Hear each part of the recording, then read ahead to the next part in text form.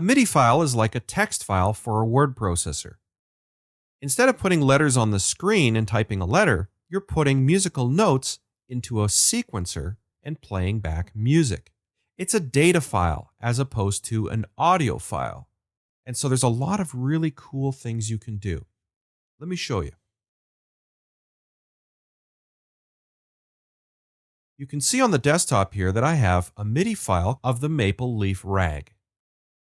If I get info on this, you can see that MIDI files are incredibly small in size.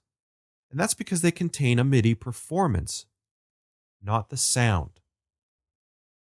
You need a sound source to play them back. So we're going to drop this file onto GarageBand.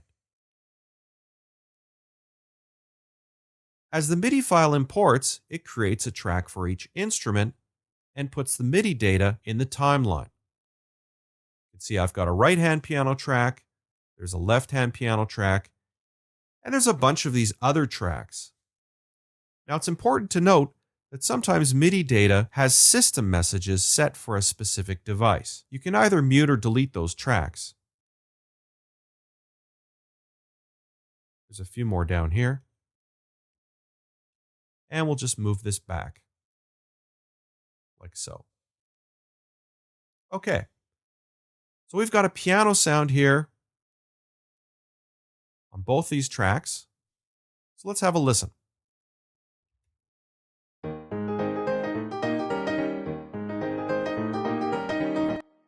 Okay, so that sounds great. But remember, it's MIDI. So what we can do is change the tempo.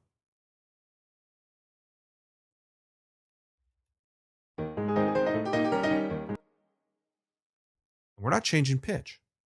We can slow it down. And this is a wonderful teaching tool if you're trying to learn a song. And one of my favorite things to do is to go in and change the sounds. Watch this. Let's open up our track info pane and change the right hand to an electric piano and the left hand to a whirly. Now have a listen.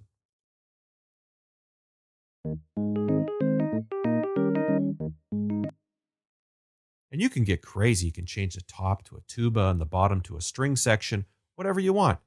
It's MIDI data. You can even go in and edit the notes, cut, copy, and paste a new arrangement. It's endless. There's literally thousands, maybe even millions of MIDI files free on the internet. So have fun importing MIDI files.